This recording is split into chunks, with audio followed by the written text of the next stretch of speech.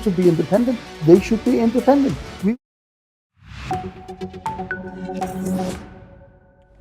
Hello and welcome, I'm Thomas Porteous and you're watching The World Report on NewsX World.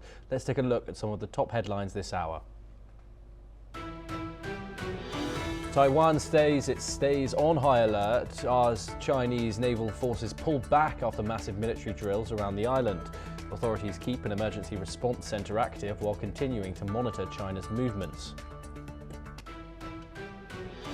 Ukraine says a Russian attack on Odessa injures 4 people, including 3 children. Authorities say emergency services respond as damage is assessed.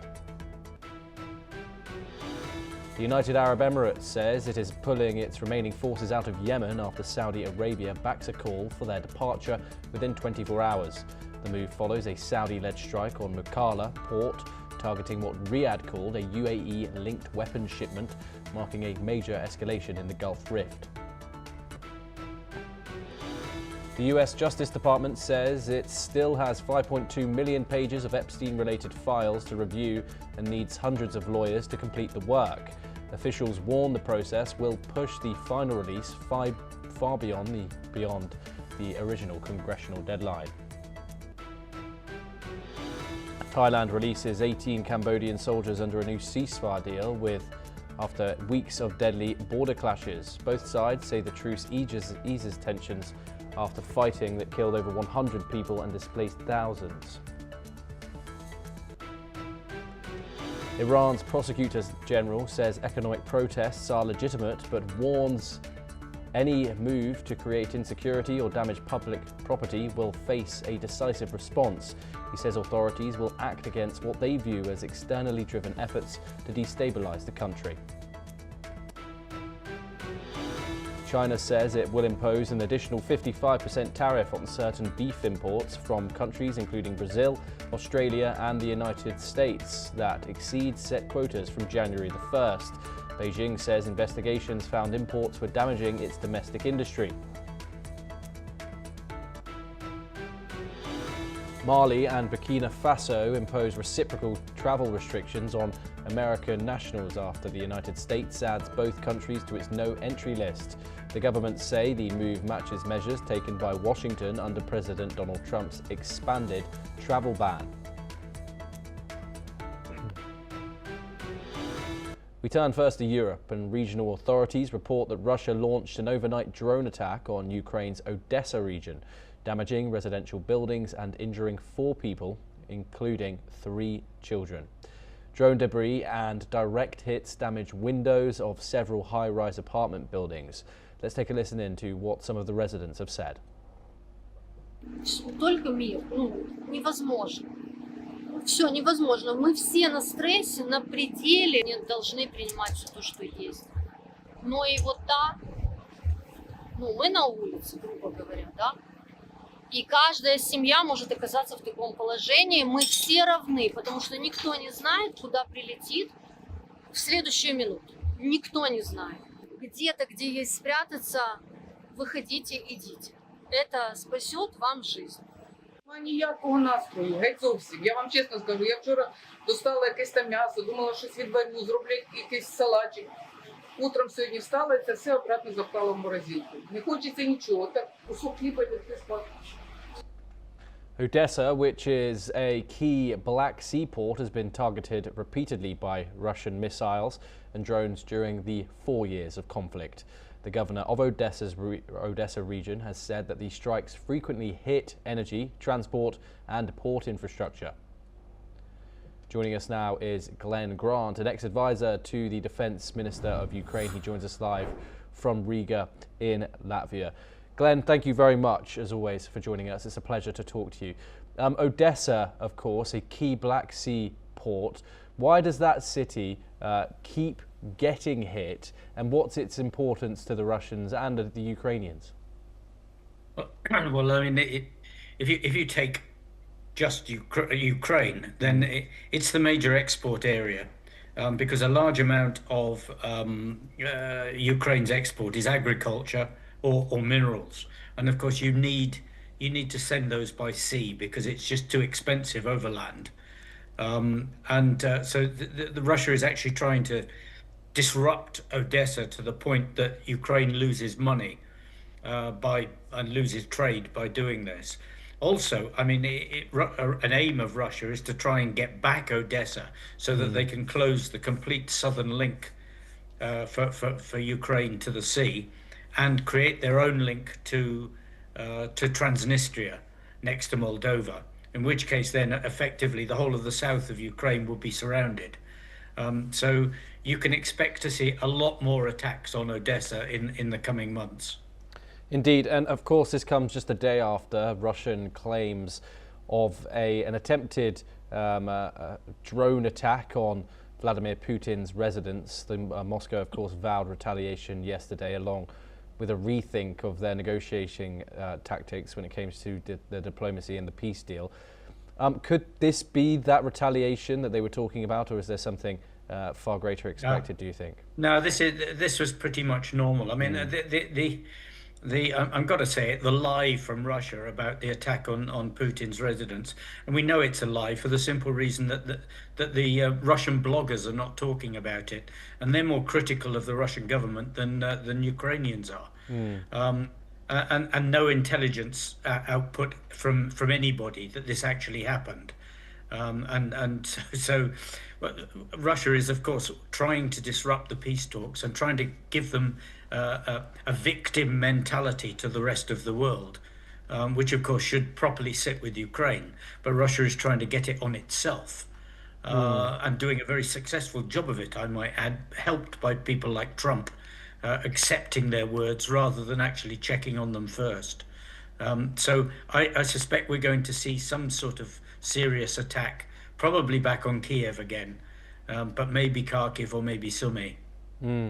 And what are your thoughts to the likes of President Trump, among other leaders, kind of certifying these claims that Vladimir Putin's residence was attacked? Obviously, you saw a lot of world leaders come out and wish Vladimir Putin their condolences about this reported attack. Does that what was your analysis of that, and what impact would that have? I mean, my personal view is a view of disgust. But I think what it is in the wider geopolitical view, what you're seeing is is the world lining itself up of whether they're for the West or against the West. The worrying bit is that, of course, Trump is on the other side now.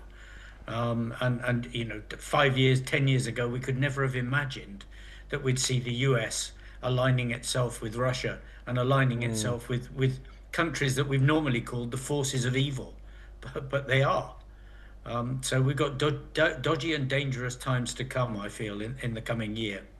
And of course, going back to Sergei Lavrov's statements yesterday, rethinking in its negotiating strategy, Russia has said that it's going to do after this claimed attack on Putin's residence.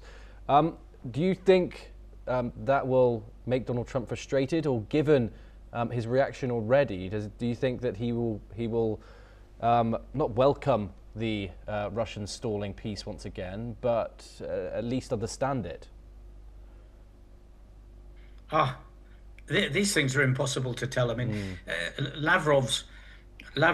I mean, it's just basic lie. But his comment that they're going to rethink has to be looked at carefully. But I'm not sure what you can rethink beyond asking for total capitulation of a country, which they've done on many occasions for Ukraine, unless, of course, they're rethinking that perhaps we're not going to be so successful in Ukraine as we want, and so we might try somewhere else. And I think that should be kept in mind.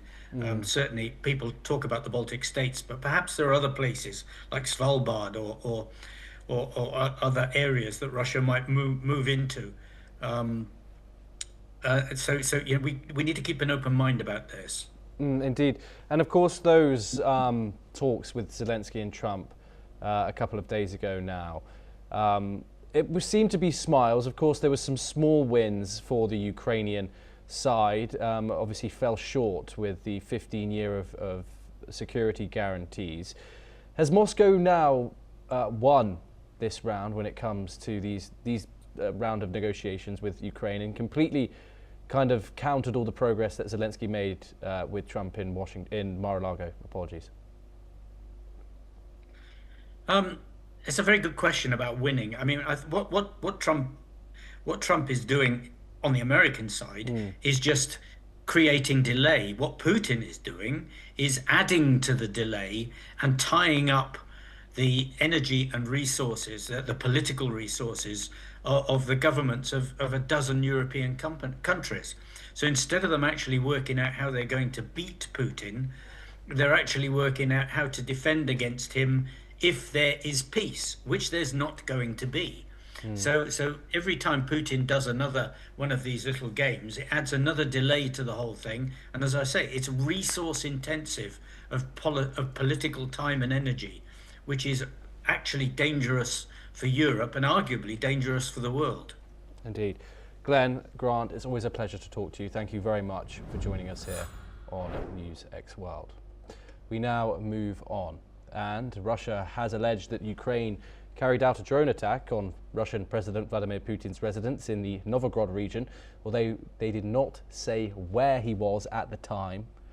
Now the Defense Ministry has published a video of a downed drone that allegedly conducted the offensive. The video, which was shot at night, shows a damaged drone lying in snow in a forested area. The ministry said the alleged attack was targeted carefully, planned and carried out in stages.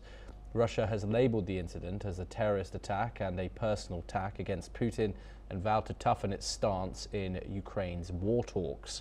The Russian Defense Ministry said that the attack started at around 7 p.m. on the 28th of December and was a mass drone launch at Putin's residence, but said the Russian leader's home was not damaged. Russian Ministry of Defense has also released a statement giving details of their claim, showing a map of the alleged drone attack. Let's take a listen in to some statements. Около 19 часов 20 минут 28 декабря подразделением аэротехнических войск воздушно-космических сил был скрыт факт воздушной атаки с применением беспилотных летательных аппаратов самолетного типа, действующих на предельно малых высотах с территории Сумской и Черниговской областей Украины. Построение удара, количество задействованных средств воздушного нападения и их действия с южного, юго-западного и западного направлений непосредственно в район резиденции президента России в Новгородской области однозначно подтверждает, что террористическая атака киевского режима была целенаправленной, тщательно спланированной и носила эшелонированный характер. В результате отражения террористической атаки киевского режима пострадавших и разрушений на территории Российской Федерации нет. Ущерба резиденции президента Российской Федерации не допущено. Donald Trump is extending his personal brand to government institutions and programs in his second term as president. Since returning to office, he has attached his name to Washington landmarks, Navy warships, a visa program, prescription drug websites, and child savings accounts. The move is being described by historians as highly unusual for a sitting US president, with some calling it a superficial legacy building exercise that may not last if political power changes hands. The renaming of the Kennedy Center sparked backlash, with several artists cancelling performances in protest. The White House defends it as policy delivering, not branding, while critics say it blurs lines between the state and the individual. Joining us now is Keith Vaz. He's a former British minister and he joins us live from London. Keith, thank you very much for talking to us. As always, it is a pleasure. This year, Donald Trump has renamed many geographical locations, departments, federal institutions. Of course, you have the Gulf of Mexico to the Gulf of America, the Mount Denali to Mount McKinley, the Department of Defense to now the Department of War. You have many of these renamings. What do you think about this strategy from Donald Trump, and especially given the hostility to the other side of the political spectrum? If power does change hands, do you really think that these names will stay in place? Good afternoon, Thomas from London. I'm fascinated by all this. It is very unusual for a sitting president who happens to be alive to want to name buildings and initiatives after himself. Normally, the courtesy is that after someone has died, others come forward and say what a great president that man or woman, well, we've not had a woman president before, but how great that man was. And therefore, you name a monument after them. I am a great fan of the monuments in Washington. Washington is one of my favorite cities. And one of the great things you do is you go around and you look at monuments named after presidents who have passed away. The Kennedy Center being an example. It is bizarre that he should be doing this, but what is even more bizarre is that nobody in his party is saying anything about it. There's already, as you know, a huge backlash over the renaming of the Kennedy Center for Performing Arts. And I think there was an attempt to remove the sign where his name is on. Lots of artists are cancelling. But it's the way in which he changes the agenda. You reminded me there of the White House Correspondents' Dinner when Yes. Barack Obama... Do you remember Yes, that? exactly. Yes, I was just about to bring that up. I think this was Obama's fault. Yes. Because Obama showed a slide of the White House with the Trump White House on it. And I think he just thought it was a good idea and he would name everything. What is interesting, maybe, Thomas, is that this might be him saying, I don't think that I'm going to last the 4 years. And even after I last the 4 years, unless I'm pardoned for anything that I've done, there's a possibility that nothing will be named after me. He will get his presidential library, of course, but he's decided that that's going to be in Florida and not in New York. And he's got his name over all the massively huge buildings in Chicago, in Mumbai. I was in Mumbai recently and I saw the Trump Tower there. So it's interesting that he needs this validation. Historians, psychologists, supporters of Freud, they will spend many years researching. There'll probably be a degree, university degree at Washington University, Georgetown, to be renamed Trumptown University. But you mentioned the Gulf of Mexico. It's not quite the Gulf of Trump, but that might be a good idea. I think you should email him. This you could also talk about, of course, if you've seen the presidential walk of fame. Donald Trump's all of those portraits with descriptions reportedly written by the president himself, where it labels Joe Biden as the auto pen and calls him Sleepy Joe Biden from the introduction. And of course, I've also got the new White House ballroom that's being constructed. That's caused massive controversy as well. Do you think that future Democratic presidents, of course it's going to happen, will keep all these things in place, or do you expect... And you've also got the pretty much throwaway of brutalism when it comes to the interior of the White House as well. Do you think the future administrations will keep all these things in place? Absolutely not. I don't think for 1 minute that they're going to keep these things in place. If any of the Democrats win the presidency, they will all come down. If the Democrats win the House next year, possibly the Senate, they will do the same thing. They will not keep this intact. He deserves, of course he deserves a suitable honor, because he's one of only a handful, I think only 2 presidents who managed to reclaim the White House. And his brand of politics, though I don't agree with him, does need to be studied. It is unique. It is incredible. But that's what the Americans voted for. I'm not sure they voted for the renaming of everything, but as you can see, because we're talking about it, it seems to be more important than what's happening in Gaza, because that's what he likes to talk about. It's going to be difficult to deal with the ballroom. I can see the sense in having a ballroom there because you get more people in. I visited, I'm sure you have, Thomas, I know you went over to America. You visited the White House, I visited the White House. The actual room where they have their entertainment is quite small. So it's why he's made it big is because he can charge more people in the future for coming and having lunch or dinner with him. Where you have a visiting head of state, for example, from a country like Poland, where there's a massive Polish community, you can't fit them all into a room of 150 people. So I can understand that, but that should be done with consultation with the Yes. people who know about buildings. You don't just knock things down. That is the problem.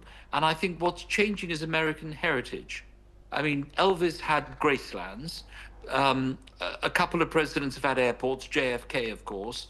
I'm quite sure that he's setting his eyes on an airport, and he will expect Miami International to be named after him. But that's usually done by someone. You find someone else who's going to do this. You don't Yes. do it yourself, do you? And I think that it's like you coming in one day and saying, this studio is going to be called the Thomas Studio. Yes.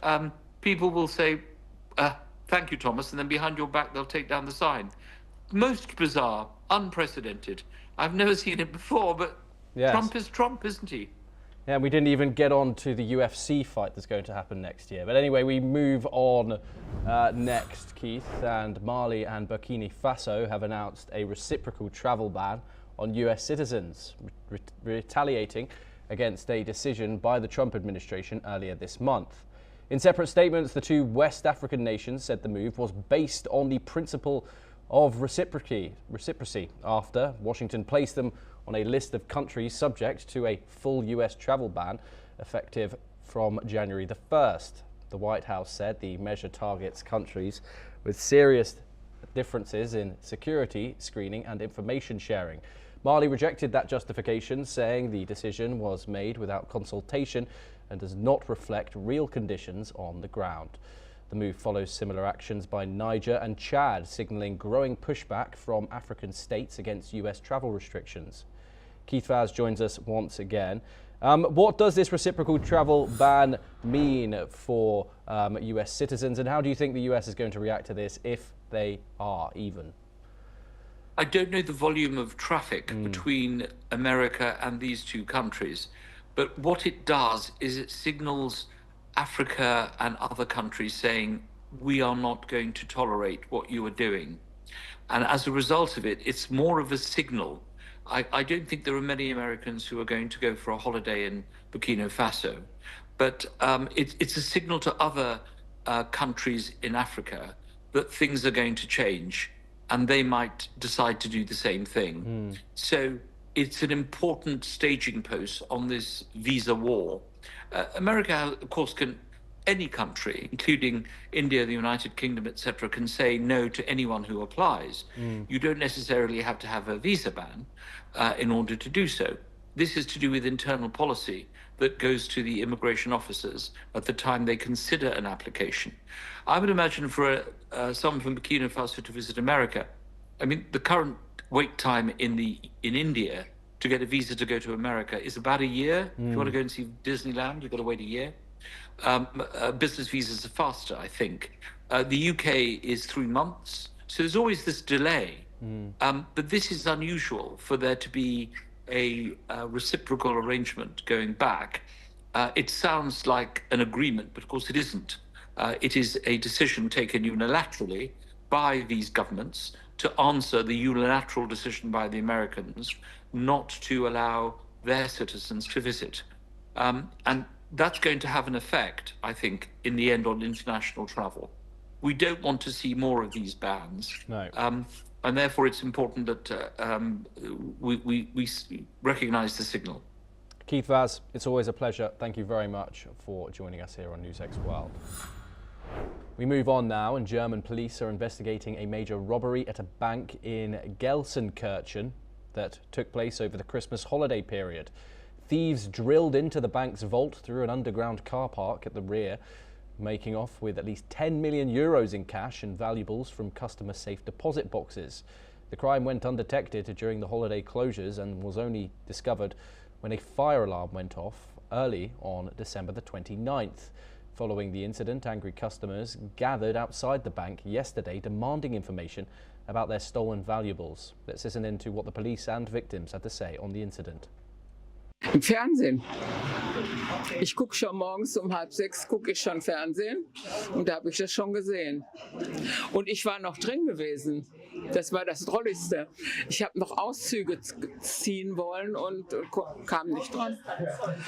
Und Und dann bin ich raus, aber ich hatte gedacht, naja, dann haben sie Inventur oder irgendetwas. Da kam ja keiner drauf, dass da irgendetwas passiert ist. Und ausgerechnet in unser kleines Burg. Die Diebe gibt es überall, deswegen hier alles umdrehen. Mich haben sie auch beklaut. Nach unseren Feststellungen ist unten ein großer Tresorraum aufgebrochen worden, beziehungsweise aufgebohrt worden, muss man sagen, von der Hinterseite oder einer Nebenseite, einer Wand aus. Dort haben wir ein großes Loch gefunden, durch das die Täter dann in diesen Tresorraum eingedrungen sind und dort sehr, sehr viele Schließfächer aufgebrochen und deren Inhalt in der Mehrheit mitgenommen haben. Grundsätzlich laufen die Ermittlungen da auf Hochtouren. Wir haben entsprechende erste Videoaufnahmen gesichert, wo mutmaßliche Täter drauf zu erkennen sind. Auch ein Fluchtfahrzeug konnten wir erkennen. Hier laufen die Ermittlungen. Grundsätzlich können wir noch nicht sagen, wer oder was die Täter sind. We move from Europe to West Asia for some breaking news. And according to authorities, several people attacked and damaged a provincial governor's office in southern Iran after days of protests over the economy. Hamed Ostafar, who is the head of the Fasa city's judiciary, told Mizan that a portion of the office door and its glass was destroyed, without providing details on how the attack was carried out. Fasa is located around 780 kilometers south of the capital, Tehran, where a spontaneous movement against the high cost of living broke out on Sunday among shopkeepers before spreading to some universities. Of course, we'll continue to bring you everything on that developing situation as soon as we get it. But for now, that is all that we have time for. Keep watching NewsX World for more international updates.